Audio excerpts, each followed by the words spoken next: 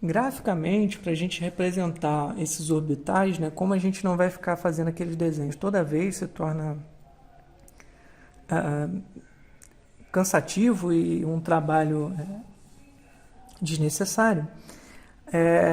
Se acordou de representar orbitais ou por um traço, assim, um travessão, certo? Ou por uma caixinha, ok? Então, cada traço desse horizontal representa um orbital ou uma caixinha também representa um orbital. Quando preenchemos ou seja, quando tem elétrons dentro desses orbitais, a gente representa esses elétrons por meias setas, né? Desta forma.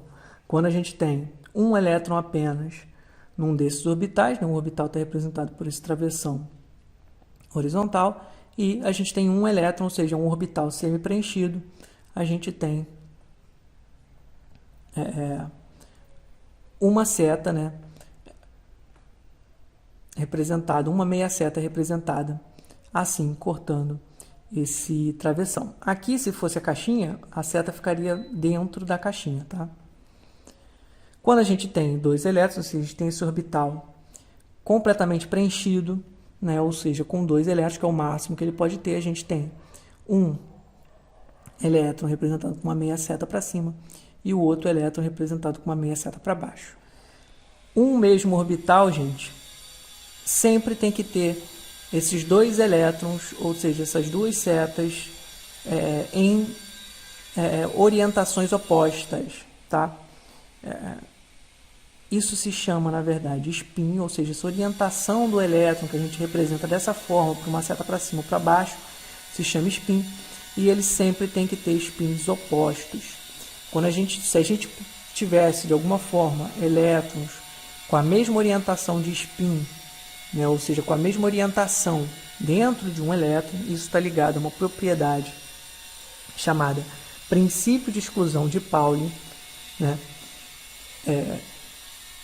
que não permite que isso aconteça, que tenha dois elétrons com a mesma orientação de spin, com a mesma orientação, os dois para cima, os dois para baixo, que na verdade faz menção à orientação magnética, né, desses elétrons. Então tem que ter sempre os dois elétrons com orientações magnéticas opostas, porque se eles tivessem a mesma orientação magnética, isso causaria um tipo de repulsão ou um tipo de desestabilização da estrutura desse átomo, ou seja, desse orbital.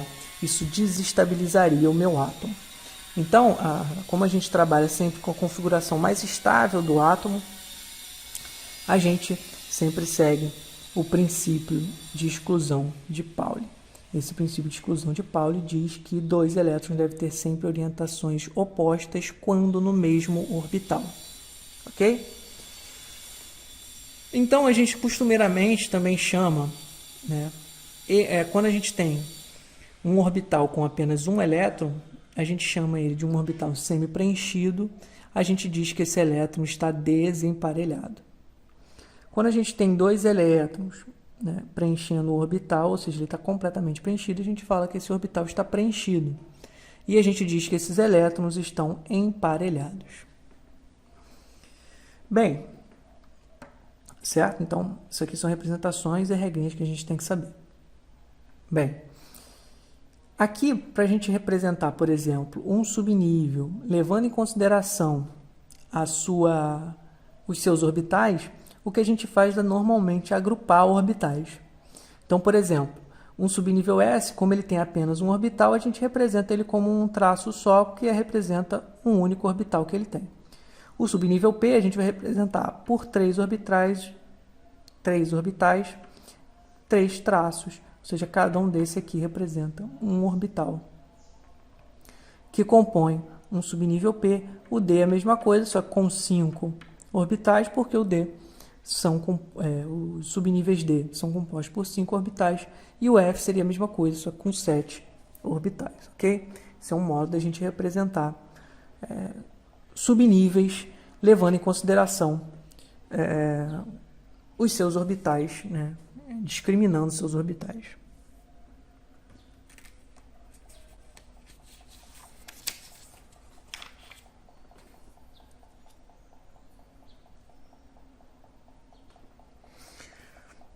A gente também pode fazer...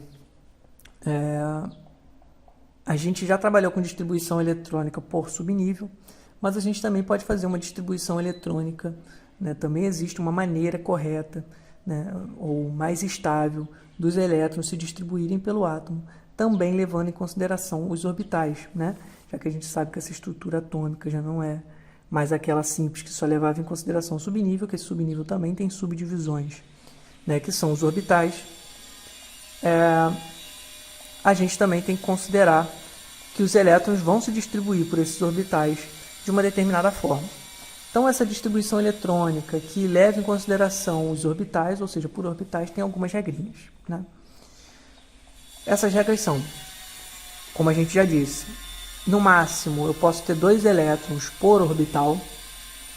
Quando possível, segunda regra, quando possível os elétrons devem ficar desemparelhados, né? O nome dessa regra é regra da máxima multiplicidade ou regra de Rand. Por quê?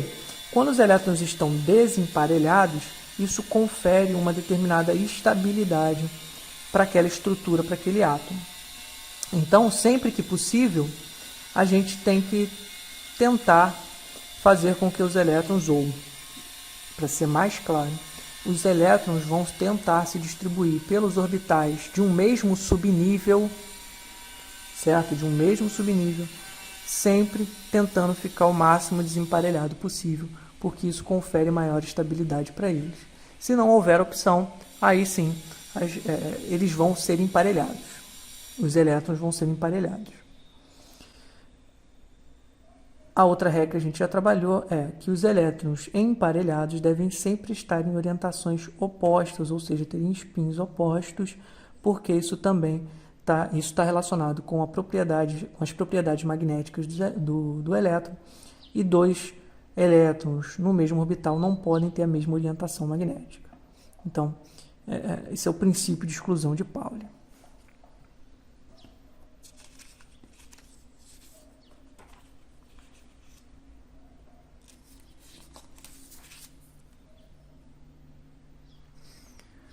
Como exemplo aqui, a gente tem o seguinte.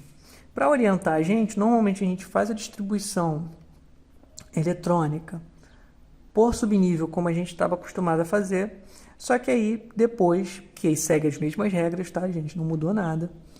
E depois a gente vai discriminar cada um, ou seja, vai abrir essa distribuição por subnível em uma distribuição por orbitais, porque isso facilita o nosso entendimento, ok? Então vamos lá. Então, primeiro, por exemplo, o nitrogênio, um exemplo simples. A gente fez a distribuição por subnível, né? A distribuição dele fica 1s2, 2s2, 2p3, seguindo as mesmas regras que a gente tinha feito para a distribuição por subnível, ok? Isso segue a mesma regra, tá? A mesma ordem de subníveis, a mesma ordem de preenchimento, tudo. Bem, então, a distribuição do nitrogênio é essa aqui. Ele tem um orbital, ele tem um subnível S da camada 1, um subnível S da camada 2, um subnível P da camada 2 também. Então a gente coloca normalmente esses subníveis de baixo para cima, ok? 1s, 2s, 2p, e os orbitais que representam esses subníveis ou as divisões nesse subnível. Então, como o subnível S ele tem apenas um orbital, a gente coloca apenas um orbital aqui. Como o subnível 2s apresenta um único orbital também, que é do tipo S, a gente bota um único traço aqui, um único orbital. O subnível P, a gente tem 3 orbitais, então a gente representa colocando os 3 traços aqui, ok? E aí a gente vai olhar para o preenchimento que foi feito aqui. Bem, o subnível S, 1s, ele tem 2 elétrons, ele está completamente preenchido, né? Então, esse orbital 1s também está completamente preenchido, a gente bota um elétron para cima, um elétron para baixo, ou seja, a gente tem que ter orientações opostas, certo? Os 2 elétrons. Preenchido, completamente preenchido. O 2s tem um elétron, 2 elétrons, como a gente fez aqui, também completamente preenchido, os 2 elétrons com spins opostos. O subnível P, ele tem 3 elétrons e 3 orbitais. Então, reparem que a gente poderia tentar fazer outras conformações aqui, colocando, por exemplo, 2 elétrons emparelhados nesse primeiro orbital, coisa do gênero, ou nesse segundo. Mas isso violaria uma das nossas regrinhas que a gente viu, né, que é a regra da máxima multiplicidade. Então, eles têm que ficar o máximo desemparelhado possível. Então, qual é a minha recomendação? Como aqui tem mais de um orbital no mesmo subnível para ser preenchido, a gente vai preenchendo eles, e a gente sabe que eles não estão completamente que esse subnível não está completamente preenchido, a gente vai distribuindo os elétrons nos orbitais da seguinte forma, que eu aconselho. São 3 elétrons para ser colocados, os 3 orbitais estão aqui vazios, vamos supor ainda, eu venho e coloco um elétron no primeiro orbital. Depois pulo para o outro orbital, coloco um elétron. Depois pulo para o outro orbital, coloco mais um elétron. Porque eu tinha 3 elétrons para preencher, preenchi os meus 3, ponto, acabei, eles estão o máximo desemparelhados possíveis, seguindo a regra da máxima multiplicidade ou a regra de Hunt. Okay? Essa é a configuração mais estável, olhando para os orbitais do nitrogênio. Vamos supor agora um caso como o do flúor, muito similar ao do nitrogênio, mas a diferença está aqui nesse orbital 2p5. Então reparem que o 1s e o 2s também estão completamente preenchidos, mas aqui quando chega no subnível P, a gente tem 5 elétrons para ser distribuídos. O subnível 2p tem 3 orbitais, né, como qualquer subnível P. Então, a gente vai distribuir esses 5 elétrons nesses orbitais. E aí a gente vai fazendo o seguinte, minha recomendação. Bota um elétron como orientação no primeiro orbital. Um elétron, como a gente estava fazendo aqui. Um elétron no segundo orbital. Um elétron no terceiro orbital. 3 elétrons. Ainda tenho 2 para preencher. São 5. Então, não tem mais opção. Eu tenho que emparelhar eles, porque eu tenho que continuar distribuindo nesse subnível 2p. Só que agora não tem mais orbital livre, onde eu possa manter esses elétrons desemparelhados. Então, o que eu faço? O que eu faço é emparelhar eles. Então, eu volto para o primeiro orbital e coloco um elétron emparelhado, né, com orientação oposta nesse orbital. Depois, como ainda tenho mais um elétron para distribuir, venho no segundo orbital e coloco ele também emparelhado aqui. Então, a gente vai chegar a essa configuração quando eu distribuir os 5 elétrons. Professor, e se eu tivesse só 2? Você ia preencher o primeiro, preencher o segundo e esse aqui ia ficar vazio. Ok? Sem problemas, certo? Se fosse, por exemplo, um caso onde eu tivesse 2p2, você distribuiria um, distribuiria o outro. E esse aqui ficaria vazio, não teria problema nenhum, ok? Não violaria nenhuma regra. Mas é basicamente isso aqui que a gente faz quando a gente tem distribuição por orbital. E a partir dessa distribuição por orbital é que a gente vai trabalhar com a teoria de ligação de valência. Essa teoria de ligação de valência, ela trabalha exatamente com a ideia que esses orbitais que têm elétrons desemparelhados, então, por exemplo, aqui no caso do nitrogênio, esses 3 orbitais, e no caso do flúor, esse orbitalzinho aqui, que tem um elétron desemparelhado. Nessa teoria, né, as ligações covalentes seriam formadas pela sobreposição parcial, pela interação de orbitais semi-preenchidos ou orbitais com elétrons desemparelhados, né, dos átomos ligantes. Ou seja, se eu tivesse que fazer uma ligação entre nitrogênio e flúor, o nitrogênio usaria um desses orbitais desemparelhados para interagir com o orbital que tem um elétron desemparelhado do flúor, esse orbitalzinho aqui, para que eles pudessem fazer essa ligação. A gente vai ver isso com um pouco mais de detalhe mais para frente.